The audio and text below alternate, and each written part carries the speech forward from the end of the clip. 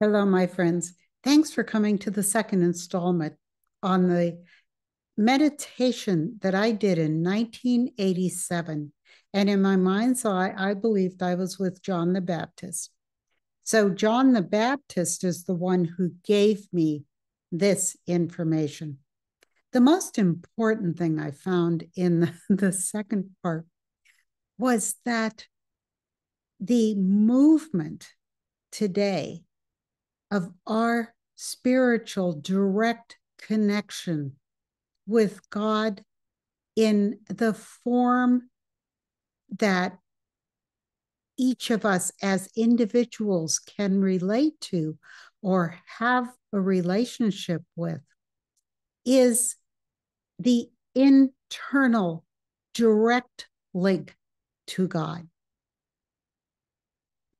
That, he said, was a central part of the teaching, perhaps in response to the control or the attempt to control people through religion or control their spiritual link to the divine.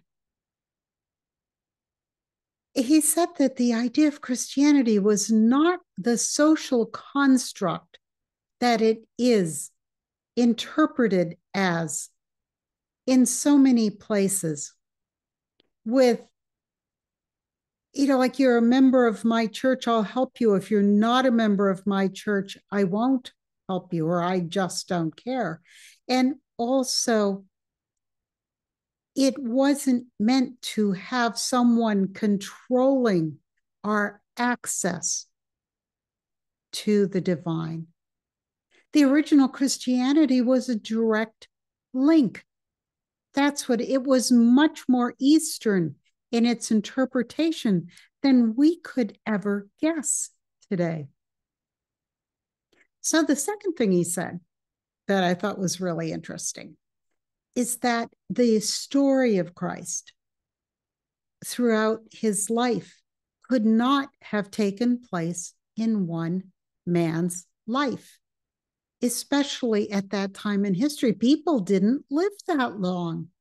So that's the other indication that Christianity was brought by a group. Now, John the Baptist was the first person there that recognized who Christ was and that it was time for them to, and a lot of the apostles were siblings of each other.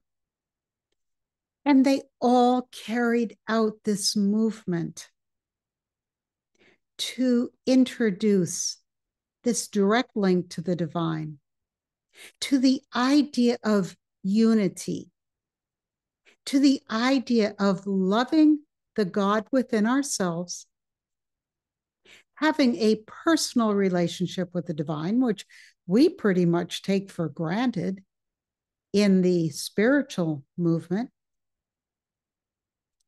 to love one another, ourselves, every species, the planet, just to love. That was the message of the true Christianity. So I asked him, well, has there been anybody on the planet that reflects this true interpretation? And he said, Gandhi. He said, if you read Gandhi's works, you will find a lot of the original Christ teaching.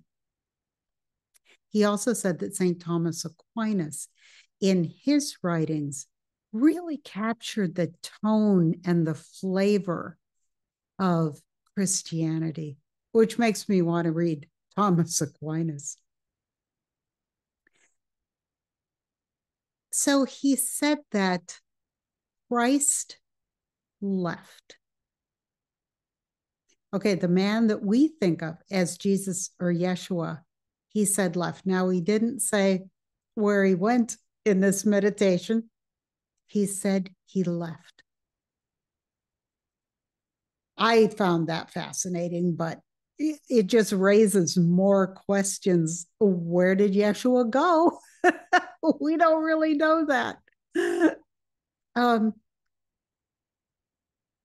one of the things that fascinates me, you know that I'm reading the Bible for the first time in my entire life, although I've read the Course in Miracles cover to cover. I cannot believe the psychic content of the Bible.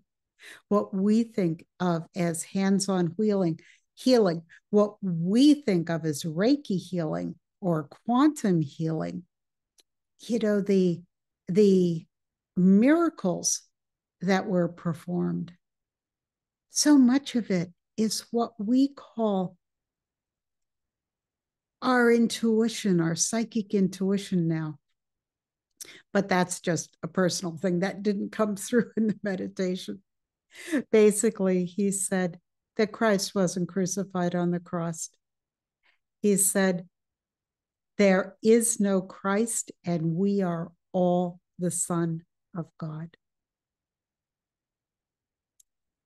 I think he meant that in the way that there is no Christ in our interpretation of who he was, that it was very much a group intervention in this planet.